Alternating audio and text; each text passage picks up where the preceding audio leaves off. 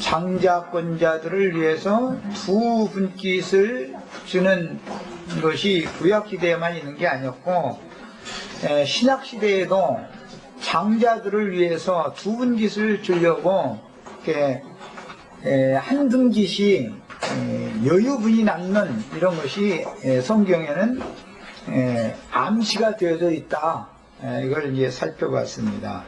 그리고 이제 그 세부적인 말씀을 나누느라고 우리가 신앙생활을 한다 그래가지고 완전히 세상 사람들이야. 밤바다를 헤매면서 뭐 고기 잡느라고 그럼 이제 세상 일에만 몰두하지만 주와 함께 그 하나님이 예수님이 지정해 주신 그 산에 주의 성령과 함께 모여서 하나님을 예배하고 찬양하고 하는 이런 모임이라는 것을 얼마나 중요하게 여겨야 되는가.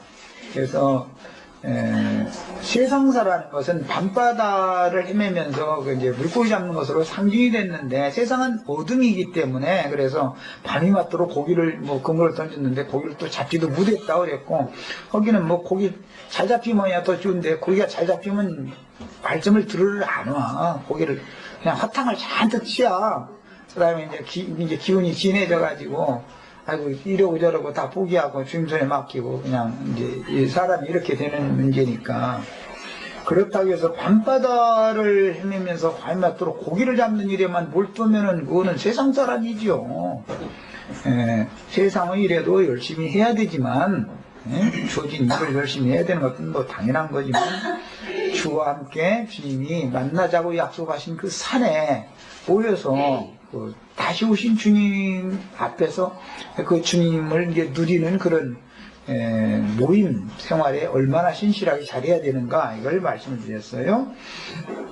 그 다음에 이제 간략하게 그 요약적인 말씀을 보자면 히브리서 아까 이제 내가 그 얘기 드렸는데 하나님이 우리를 위하여 더 좋은 것을 예비하였은지 우리가 아니면 저기로 온전함을 이루지 못하게 하려 하십니다. 이 말은 온전함을 이룬다 이 말은 이제 12기업을 이제 그 육신적인 이스라엘이 다 차지해버리는 것을 이제 염두에 두고는 말인데 그들은 5기업만 차지하도록 하나님이 배려를 해놓고 7기업은 지도상에만 그래가지고 와서 이제 분깃을 나누는 제비를 뽑는 것은 오늘 이 시간에 나눠야 되는 11절 이하에 베냐민이 맨 먼저 이제 제비를 뽑게 되고 두 번째는 시므온이 뽑았는데 이상하게 시므온은 자기 목소리 기업이 분명히 지도상에는 있는데도 그걸 차지하지 못하고 그 형제인 유다에게서 기업을 얻어서 살게 됐다. 그래서 내가 이제 이해를 시켜드리느라고 저 제주도 사람인데 다스림을 받기는 저 김일성이한테 요즘엔 김일성이라 김정일이지. 김정일이한테 다스림을 받으면 되냐? 응? 아니 분명히 그리스도 예수 안에 있는 사람이고 구속받은 사람이면은 주님의 왕국에서 주님께 다스림을 받아야지 마귀한테 다스림 받아가면서 말이야 이게 그래서 되냐? 내가 그건 이제 상징적으로 한 말이야. 그게 아니 제주도의 사람은 대한민국의 다스림을 받아야지 왜 김정일한테 다스림을 받아? 시몬이란 그 사람들이 좀 이상한 사람들이죠. 말하자면 이런 것을 찾아낼 줄 알아야 돼. 성경 읽을 때는 이렇게 상세하게 성경이 말하고자 하는 어떤 깊은 의중을 감춰놔두고 이렇게 기록을 해나가고 있기 때문에 이런 것을 찾아낼 줄 모르면 그건 그 높은 수준의 이런 그리스도인이 아닌 거죠, 사실은. 자, 이제 중점으로 말씀드렸던 걸 중점을 요약을 해드렸고, 자, 이제 여호수아서 8장 8절로 10절에 이제 파송받은 사람들이 나가서 지도로 7 그 분깃을 그려가지고 왔는데 실로에서 이제 그 제비를 뽑게 하는 이제 내용으로 들어갔어요. 앞에서 살펴본 바와 같이 주님께서 가시고자 하는 곳으로 앞서 보내심을 받은 사도들이 약속의 기업을 두루 돌아다녀서 직접 보고 듣고 밟아본 땅을 지도로 그려서 실로에 계신 주님 앞으로 나오게 하신 것은 주의 성령께서 교회에게 기업으로 주실 그리스도에 대하여 이상과 계시를 미리 보여주는 것을 예표적으로 지금 보여주는 겁니다. 그러니까 신약의 7 교회에 대한 이상이 땅의 남은 한식, 남은 기업을 취해야 되는 일곱 지파로 상징이 구약시대에 된 거였다 그 말이에요. 신약성경 사도행전 이후에 나오는 로마서에서부터 유다서까지의 1차 서신들과 계시록 2장 3장에 나오는 일곱 교회들에게 보내시는 성령의 말씀들은 이 생에 살아서 주를 섬기는 교회들에게 영원한 기업으로 안내해주는 이상과 계시를 보여주는 그림들이다. 그것은 이상이다 이 말이에요. 이게 구약시대에는 지도상의 그림을 그려가지고 이제 실로로 모여서 실로에서 제비 뽑는 이야기를, 이것은 하나의 그러니까 상징인 것이죠. 교회, 그리스도와 교회에 대한 이상을 먼저 그 그림, 밑그림이라고 흔히들 세상에서 말하는데 그림을 볼 줄 알아야 된단 말이에요. 어떤 건축물을 지으려고 해도 우리 저 양형제니까 이제 건축에서 서양대 목골에서 잘 알 거예요. 반드시 뭐가 필요해요? 설계도가 반드시 있어야 되는 거예요. 설계도를 볼 줄 모르면 지멋대로 집을 져버리면 나중에 준공검사 떨어져요, 안 떨어져요? 지멋대로 져가지고 안 되는 거예요. 그러니까 반드시 일곱 지파를 위하여 남은 그 안식을 남겨놔두고 나서 너희가 들어다니면서 다 가서 보고 지도를 그려가지고 와라 그랬다. 이게 상징이다 이 말이죠. 그리스도와 교회에 대한 이상을 먼저 제시를 해주면 그 마음속에 그리스도와 교회에 관한 이상을 봐야 되고 궁극적으로 장자의 명분과 권리를 취하려면 아까 이제 그 마태복음 28장 히브리서 그다음에 계시록 이런 걸 연결을 해서 보여드렸던 것처럼 주님의 성령과 재림하신 주님과 제자들이 어디에서 모이는지, 그 모임은 어떤 형태였는지 이런 걸 알아야 된다 이거예요. 예수님이 신해산 율법을 복의 법으로, 육체의 법을 영의 법으로 바꿔서 선포하신 그 산이라고 하는 거는 갈릴리 해변에 있던 산이었는데 그 산에서 저주를 변하여 복이 되도록 선포해 주셨던 그 산의 모임이라고 하는 것은 무슨 율법 제도에 따라서 무슨 어떤 목사가 세워져 가지고 그 사람이 강대상 놓고 설교를 해야 되고 이런 어떤 규정이 있었던 게 아니죠. 예수님과 산에서 제자들이 모였는데 무슨 놈은 규정이 어디가 있었겠어요. 신해산 율법대로 하는 게 절대 아니었던 것이죠. 이런 것을 잘 우리가 이제 생각을 하셔서 예수님과 제자들이 모이면 아무런 어떤 제도나 규정이나 틀이라는 것이 없었지만 영적으로는 질서가 정연한 확실한 모임이었다 이런 말이에요. 이런 걸 우리는 추구를 해야 되는 것이죠, 신앙생활을. 근데 이런 얘기하면 굉장히 어려워 이게. 교회 생활을 예배당 생활을 율법 생활하던 사람들이 여기 이제 전도받아서 와 보면 자기 그냥 다 우리 목사님 하던 말과 똑같은 소리라고 그래가면서 그냥 다 한다고 그러고 그런데 특징이 한 가지는 여기는 너무 멋대로 이렇게 막 한다고 말이에요. 너무 자유롭다 이거예요. 그냥 말씀 말이 증거하고 있는데 그때 막 커피 마시러도 가고 화장실도 가고 막 이제 때르는 거고 막 핸드폰 전화벨 돌리고 이거 얼마나 좀 혼잡스러운 것 같아요. 그런데 그런 걸 그들이 지적하는 것이 뭐 틀린 거는 아닙니다. 아니지만 미리미리 휴식 시간에 화장실도 갔다 오고 했어야 되는데 그때는 용변이 말했지 않다 가서 말씀 시작하고 나니까 말이 오는데 어떻게 그렇다고 그러면 어떻게라는 거예요. 가야지. 너무 이렇게 뭔가를 그냥 틀에 매기 하지 않는다 해가지고 그렇다고 방자하게 행하라는 것을 허용하는 것을 쓸 때 아닌 거죠. 근데 이런 것까지 배우려면은 시간이 좀 필요하죠. 사실은 더 엄격한 거죠. 그래서 신약 성경 사도행전 이후에 로마서에서부터 유다서까지 1차 서신이 나오고 계시록에 2장 3장에서 2차 서신이 나오는데 이것은 이상과 계시를 보여주는 것인데 궁극적으로는 일곱 교회들마다 이기는 자들이 각 교회들마다 분깃이 있죠. 이기는 자들에게 주시는. 그런데 최종적으로는 이기는 자들만 거룩한 성 새 예루살렘에 들어갈 권세를 받는 문제이기 때문에 그 이기는 자들을 낳는 해를 입은 여자로 상징되는 교회에서 양육을 낳는 문제는 계시록의 완성에 가서는 성령과 신부가 오라고 하는 곳이 있다 이거예요. 이제 이렇게 얘기하면 결국 그러면 당신 저 말씀 가르치는데 오라는 소리 아니냐 이제 이런데 꼭 이장 아니 저기 전라도 사람이 여기까지 무슨 재주로 와? 제주도 사람이 무슨 재주를 거고 거기에서 그림이 확실한 사람이면 거기에서 자기네들이 그 교회를 세우면 되는 일인 것이지. 다만 여기는 이제 먼저 이상을 보고 이것을 실행을 하는 것이니까 어떻게 하는가, 모임은 어떻게 갖는가 이런 것은 뭐 같이 교통이 필요하죠 이제.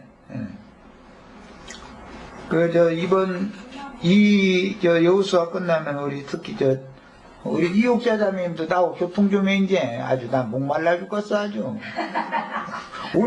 언제나 가서 인천에 가서 내가 요즘에 개가 많이 나온다는데. 예. 네, 그래서 이는 앞에서 살폈듯이 길갈에 세운 지단은 신약시대에는 예루살렘 교회로 상징이 되어지죠.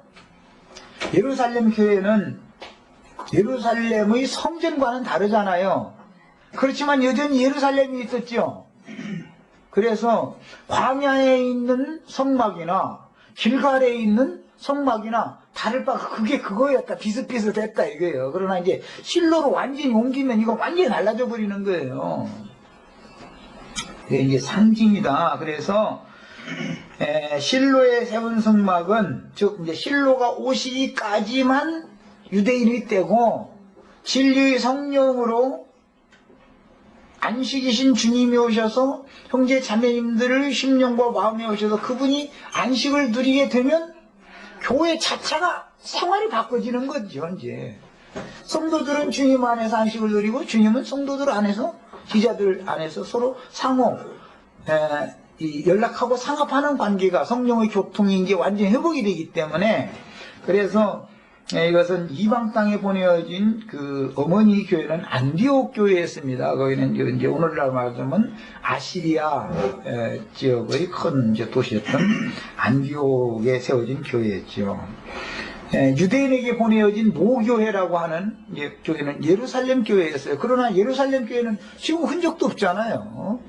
안디옥에서 이방 땅에 그 전파되기 시작한 이방의 교회는 지금 이게 이방 땅끝까지 지금은 복음 전파되어 주님이 지저리 말씀하실 때도 이 천국 복음이 모든 민족에게 전파되어야 하리니 그제야 끝이 오리라 그러셨는데 세상 끝에 오셔서 주소를 시작하신 주님이 이방의 충만한 수를 지금까지 계속 2000년 동안 채운 거잖아요. 그야말로 이제는 천국 복음이 땅끝까지 전파가 됐죠. 이제는 혹시 우리 세대가 마지막에 남은 자들, 여자의 남은 자손들을 양육해서 마지막으로 최후로 추수하는 시기를 우리가 살고 있는지 아니라는 확신을 누가 자신 있게 말할 수 있을 것이며 또 그렇다고 나는 꼭 지금이시다 또 이렇게도 말은 않지만 그러나 그럴 가능성도 있는 거예요.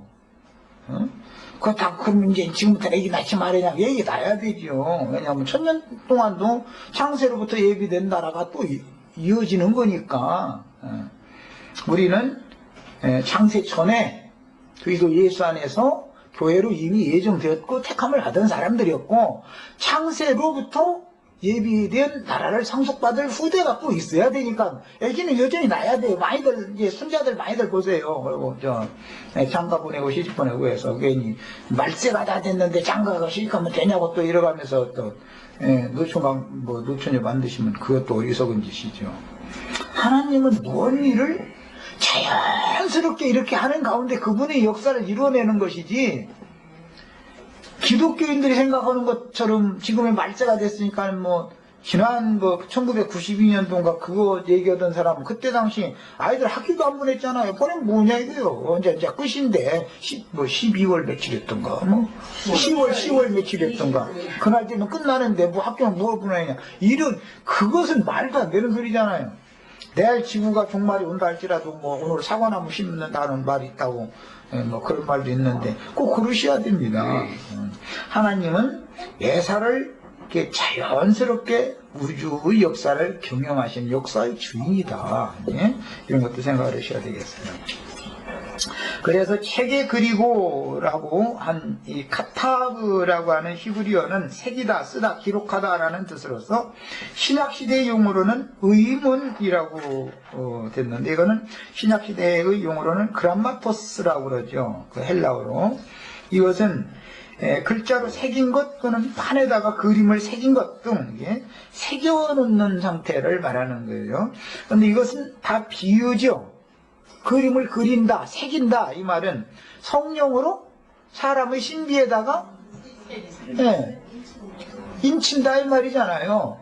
이렇게 이제 영적 적용을 할 줄 알아야 되는 거예요. 그런데 성령의 인을 치는 단계는 반드시 시작이 있고 과정이 있고 끝이 있어서 주 예수의 날까지 우리가 인치심을 받았죠. 그런데 그 주 예수의 날까지라고 하는 말은 몸의 구속이 이루어지는 날까지를 말하는 거예요. 그래서 영적인 인침을 받은 사람이 계속해서 기름 부음을 한 번만 받고 마는 게 아니라 이 생을 떠날 때까지 계속 기름 부음을 받는 거예요. 인침을, 성령 인침을 받아가지고 이제 옛사람을 완전히 다 흡폐시키고 속사람이 날로 새로워져서 완전히 새것이 되어지고 나면 몸의 구속의 날이 오는데 아까 이제 허물 벗는 얘기를 했는데 허물을 최소한 뭐 젖먹이 때 유아기, 소년기, 청년기, 중년기, 장년기, 노년기 인생을 봐도 6번은 허물을 벗는만 이 껍질을 자꾸 벗는 거잖아요. 허물을 벗을 때마다 뭔가가 새로워지죠. 인생에서도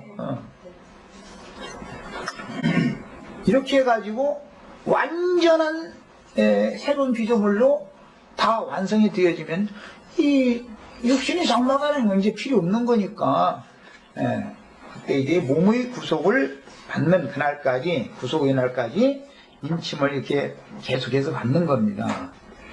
그런데 이제 오전 시간에 내가 이제 그 얼핏 그냥 지나갔지만 짐승의 이름이나 인을 그 표시를 이마에나 손에 계속해서 일평생을 그것만 받다가 죽는 사람이 있는데 그 사람한테는 힘이 있다겠어요? 계시록이 없다겠어요? 짐승의 이름이나 그 이름의 수나 표시를 이마에나 손에 받으면 영원토록 세세토록 힘이 없는 불못에 던져진다고 그랬잖아요. 그러니까 안식을 취한다라는 말은 결국은 어떤 이름을 내가 받느냐와 즉 성령의 인침을 어떻게 받느냐와 관계된다는 것을 알 수가 있는 것이죠. 장자의 복을 받으려면 그래서 혈과 육이 남아있어 가지고서는 장자의 복을 받을 수 없다. 이걸 이제 오전 시간에 말씀을 나눴던 거예요. 자, 이제 여호수아서 18장 10절부터 11절을 이제 들어갑니다. 여호수아가 그들을 위하여 실로 여호와 앞에서 제비 뽑고 그가 거기서 이스라엘 자손의 분파대로 땅을 분배하였더라. 베냐민 자손 지파를 위하여 제비를 뽑았으니 그 제비 뽑은 땅의 경계는 유다 자손과 요셉 자손의 중간이다 이렇게 했어요. 그래서 요셉 자손이라는 건 여기서는 이제 에브라임 지파를 말한 건데 에브라임과 유다의 경계선 지역이 베냐민의 기업이었죠. 지난번 지도해드린 거 다 한번 보세요. 유다와 베냐민의 경계선이 유다와 에브라임의 경계선이 베냐민의 기업이죠. 이렇게 돼 있어요. 그래서 거기 이제 중간이다 이렇게 돼 있어요.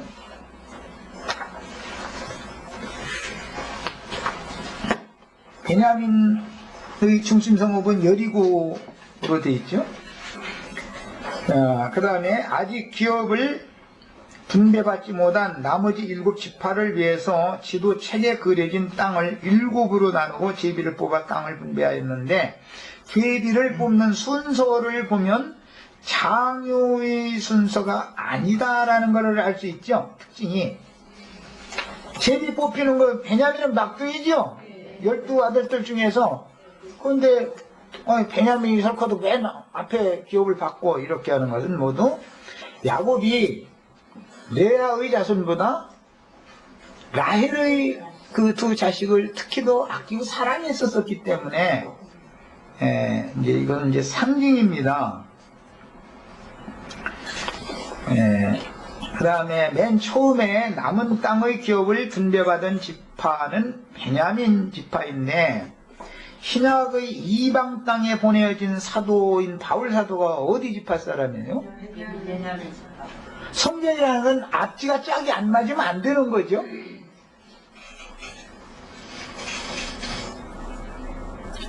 베냐민 지파 사람인 바울을 다메섹 그 노상에서, 이제 다메섹이라는 건 다마스커스, 여기는 저 아시리아 지역이잖아요.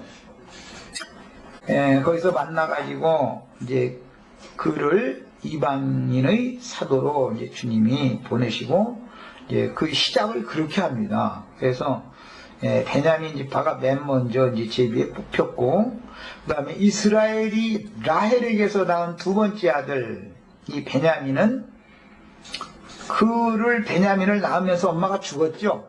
길 도중에서 에브랏 길에서 난산하여 그 모친이 죽음으로 출생한 이스라엘 지파들 중의 막둥이 아들이었습니다. 그 어머니가 애 낳다가 죽는 것도 굉장한 비유입니다. 박해받는 교회인 거죠. 말하자면 해산이라고 하는, 그 난산이라는 것은 해산하기 위해서 아주 고통받는 해산을 말하는 거잖아요. 그런데 애는 낳기는 낳고 죽었으니까 이제, 그런데 이제 그것이 젖을 먹으려면은 물론 아버지가 뭐 이제 유물을 주어가지고 이제 길렀겠지만은 참 자랄 때가 근근하게 자랐겠죠. 당연히 베냐민은.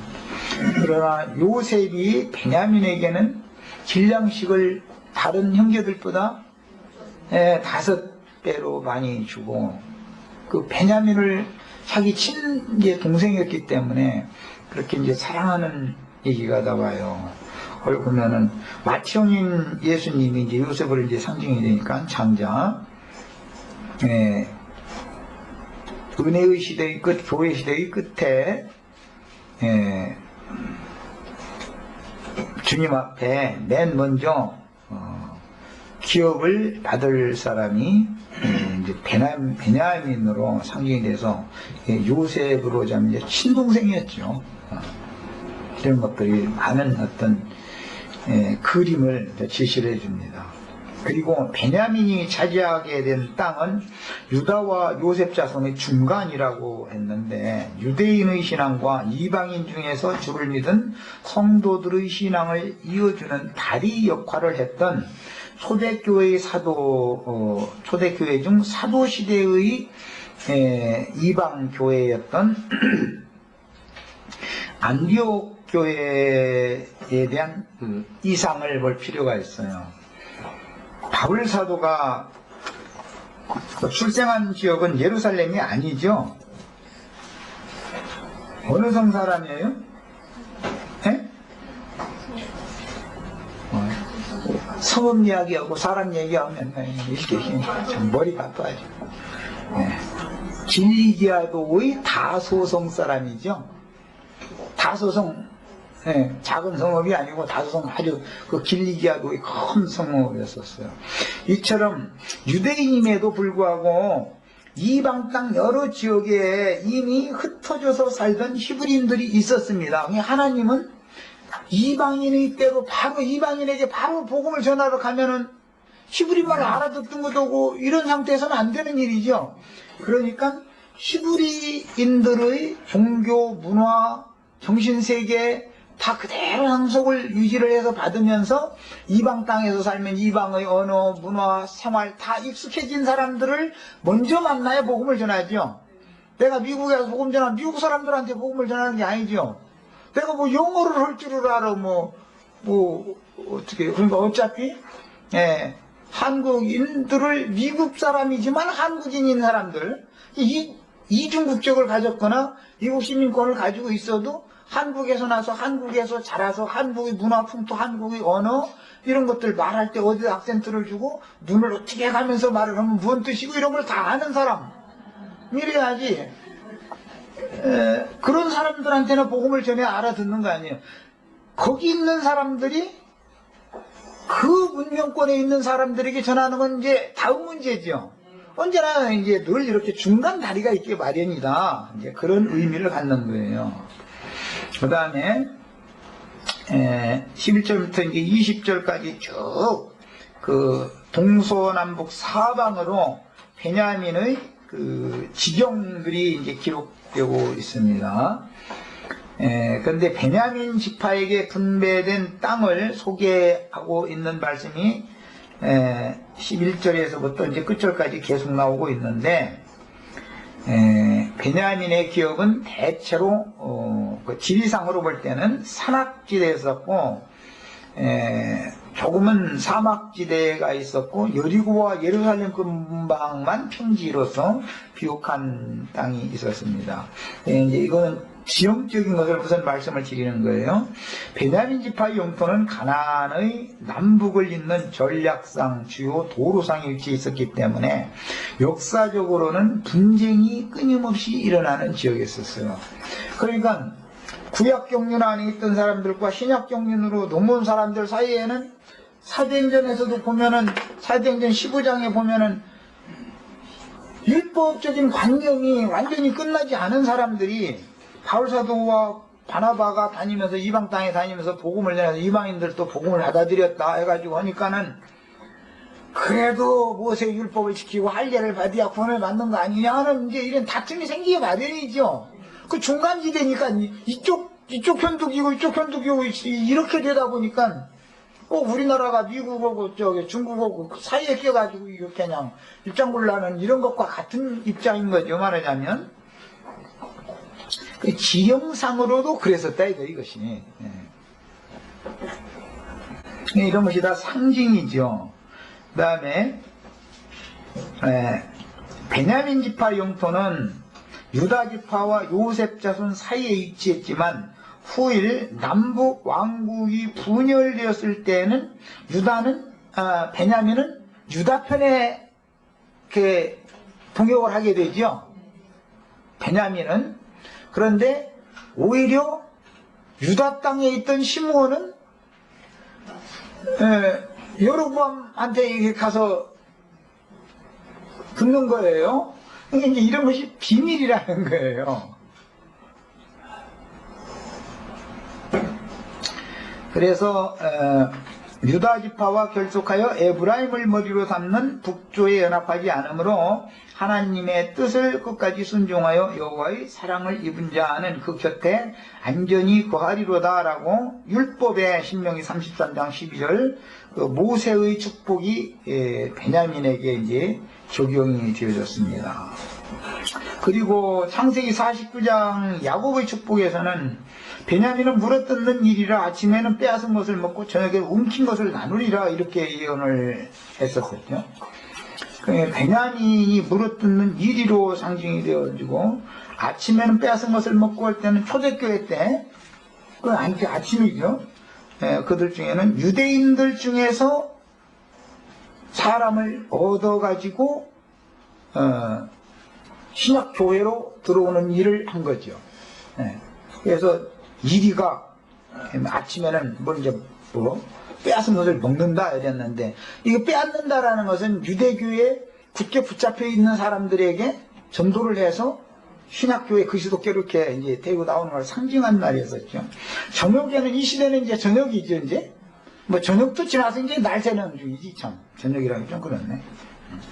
움킨 것을 나눈다 이제 그랬는데 이것은 기독교계 세상 교계 내에서 또 이것도 뭔가를 이렇게 움킨 것이 있어야 되잖아요. 그런데 그것을 서로 나눈다 이랬으니까 이것은 시대의 끝에는 나누려면 교통이 필요할 거니까 내가 얻었으니까 내 사람이다 이런 생각이 없다라는 뜻이 당연히 되는 거죠. 그 다음에 베냐민 지파의 북쪽 경계로 이제 그 설명을 시작해서 사방 경계를 설명하는 내용이 18장 이제 21절부터 28절까지 이렇게 각 성읍 이야기가 나왔습니다. 거의 복잡하지만 그거 한번 읽어보겠습니다. 발음이 잘 안 돌아가도 좀 읽어야지 뭐. 베냐민 자손의 지파가 그들의 가족대로 받은 성읍들은 여리고와 벳호글라와 에메크시스와 벳 아라바와, 여기 성경에 구약 성경에 보면 벳이라는 말이 참 많이 나오죠. 벳이라는 말은 무슨 뜻이라고 그랬죠? 집, 집. 벳엘 하면 엘은 하나님이라는 뜻이고 벳은 집이라는 뜻이니까 베델 하면 하나님의 집 이렇게 해석이 되는 거예요. 그래서 벳이라는 말이 나오면 전부 집이라는 뜻이에요. 무슨 빌라니 비엘이라는 루디아자의 명문으로 비엘이라는 것은 무슨 뜻이에요? 비엘? 그 동네, 마을, 그런 뜻인 것처럼 이 벳이라는 것은 사실은 어떤 마을 그런 뜻도 포함하는 말이에요.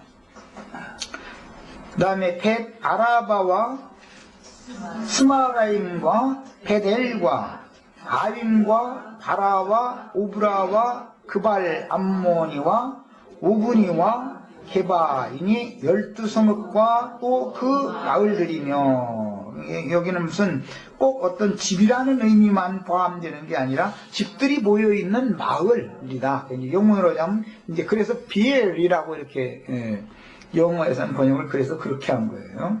그 다음에 기브온과 라마와 브에롯과 미스베와 그비라와 모사와 레겜과 이르브엘과 다랄라와 셀라와 엘렙과 여부스 곧 예루살렘과, 이 여부스 곧 예루살렘이 처음에는 누구에게 분배되어진 지역이에요? 베냐민에게 분배되어진 것이 유다 지역이 아니었죠. 여부스 곧 예루살렘도 베냐민의 거였단 말이에요. 예루살렘 교회가 그래서 먼저 예루살렘 교회의 최초에 모인 예루살렘 교회는 예루살렘 성전에 모이는 유대교인들이 모인 건 다른 모임이죠. 전혀 다락방에 모이는 거고 성전에 모이는 거고는 다른 거니까. 그렇지만 이 예루살렘 교회에 모인 성도들은 전부 혈통적인 이방인은 하나도 없고 전부 혈통적으로 보자면 유대인들이었었죠. 사실은 다. 초대교회 때 예루살렘 교회는 다 유대인들이었었어요. 그 다음에 나중에 유다 지파의 도읍으로 예루살렘이 확정되었으니까 1차 분배 시의 그 기업 분배가 그대로 계속 유지되는 건 아닌 것을 알 수 있죠.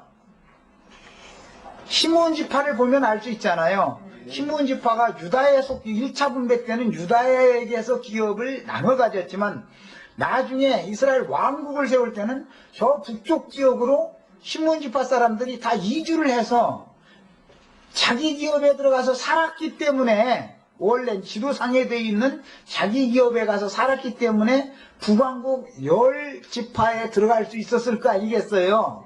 이런 것들이 영적 사실을 우리는 알 수 있는 거예요. 이런 걸 통해서 육신적인 유대인이 주님의 교회에 들어왔다 해가지고 그 교회가 계속되는 게 아니죠.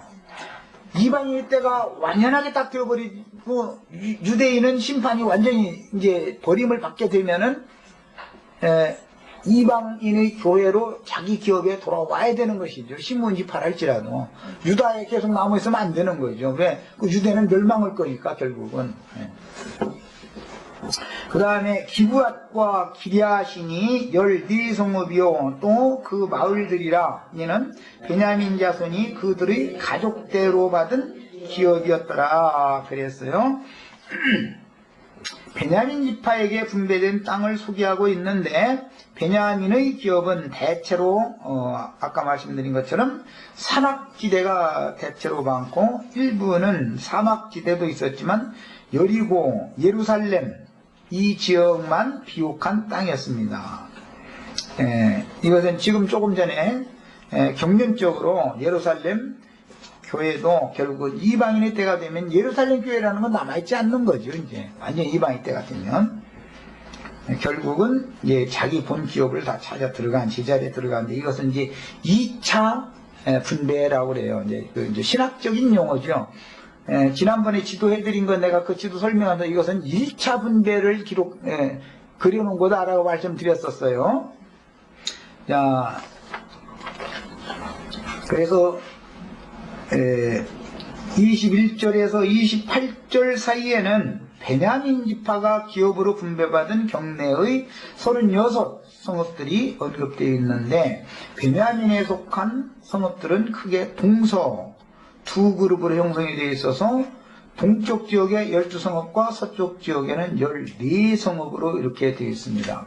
베냐민 자체가 유다와 에브라임의 중간에 껴있고 또 남북으로는 중간에 이렇게 지파의 중간에 껴있고 자체적으로 보면 동서로 지금 나눠가지고 앞에는 12성읍 그 다음에 후반부에는 14성읍을 이렇게 동편이 12성읍, 서편이 14성읍을 이렇게 따로따로 또 지금 이제 분별을 해서 성경에 이제 기록을 해놨습니다. 이것은 결국 그들이 땅의 사방으로 복음을 전하는 전초기지 역할을 하게 될 것이다. 유대인의 시대를 종결하고 이방인의 시대의 문을 여는 그런 어떤 중간 징검다리 같은 그런 역할을 하게 될 것이다라는 것을 예시적으로 이제 보여주는 것입니다.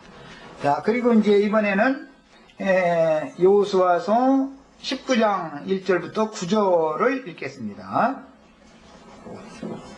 둘째로 시므온 곧 시므온 자손의 지파를 위하여 그들의 가족대로 제비를 뽑았으니 그들의 기업은 유다 자손의 기업 중에서라.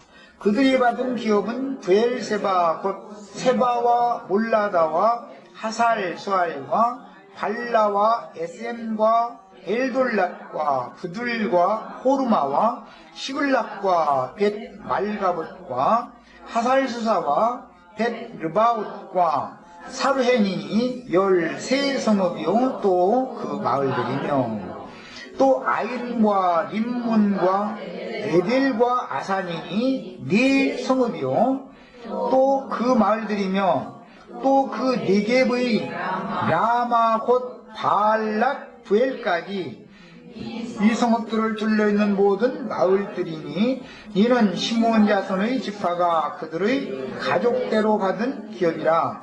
시므온 자손의 이 기업은 유다 자손의 기업 중에서 취하였으니 원래는 그게 유다에게 준 기업들에서 지금 1차 분배를 받은 얘기를 하는 거예요. 이는 유다 자손의 분깃이 자기들에게 너무 많으므로 시므온 자손이 자기의 기업을 그들의 기업 중에서 받았습니다라. 나라가 이스라엘 나라가 남북으로 나눠지고 이스라엘 나라가 완전히 세워지기 전까지는 유다의 기업 내에서 받았더라는 거예요. 그러니까 이제 이방인의 때가 완전히 되어지면 시므온은 자기 원래 지도상의 기업으로 가겠죠. 유대인의 때가 끝나고 이방인의 때가 오면 말이야. 이런 것을 성경에 지금 암시를 다 이렇게 감춰놓고 있는 거예요.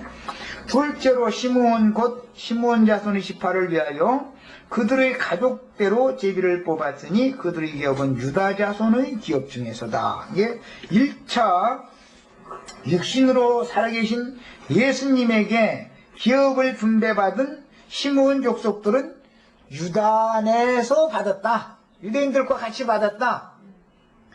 시므온 족속의 대표는 누구죠? 신약시대 시므온 족속의 대표는 누구요? 아이고, 이거 봐. 왜 이렇게. 맞아, 베드로. 이제서 생각났네. 베냐민 지파의 대표는 누구? 바울, 야, 베드로와 바울인데, 베드로는 시므온 지파 출신이죠. 대표자죠. 그래서 베드로라는 사람은 유대인의 신분으로서 예루살렘 교회의 사역자였었죠. 안디옥 교회의 사역자는 바울이었어요. 그런데 시므온은 유대인에게 보낸 사도인 시므온은 유다 내에서 기업을 1차적으로 받았다 이거예요. 그랬죠? 유다 내에서 받았죠. 유대인들이었죠. 예루살렘 교회의 대표자 시므온이니까. 그러나 예루살렘에 박해가 일어나서 완전히 이제 유대인의 때는 이것으로 딱 종결되어지고 이방인의 때가 오면은 베드로도 바울 사도가 복음 전하는 곳에 가서 뭐 외식은 했기는 했지만 버릇이 유대인이 버릇이 안 끝나가지고 외식을 하다 면박도 당하고 한 일은 있지만 어쨌든 이제 이방 땅 자기 이방인에게 준 7분기 자기 지역으로 가죠. 이제 그러면 이제 저기 그거 뭐 써오라고 했지 레포트 박사는 뭐 써오라고 했는데 이제 레포트 이제 쓸 재료를 이제는 다 줬어. 내가 줄 것은.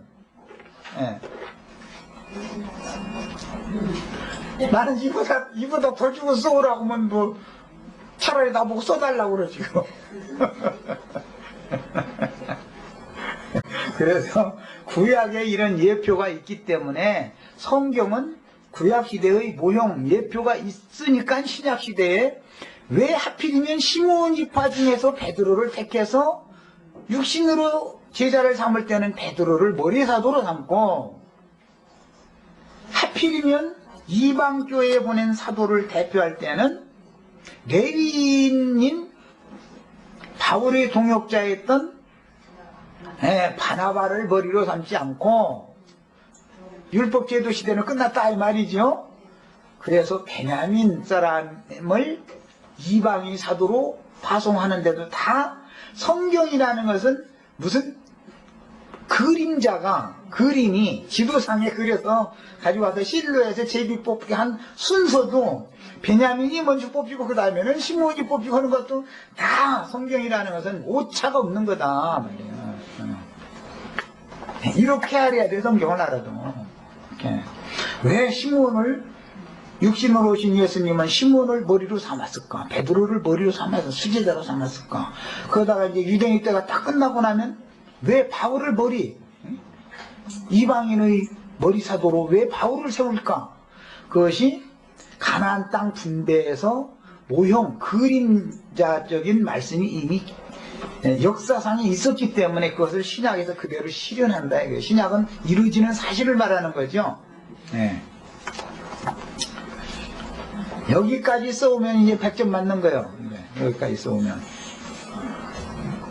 자, 이 단락에서는 시므온 지파가 두 번째로 제비를 뽑았다고 하였는데 이런 표현은 이미 기업을 분배받은 5지파 외에 7지파가 제비를 뽑은 순서를 기록하고 있으므로 실제 보면 장유의 자서대로 뽑은 게 아니고 육신적인 장유의 자서가 아니죠. 그럼에도 분명히 하나님은 질서의 하나님이죠.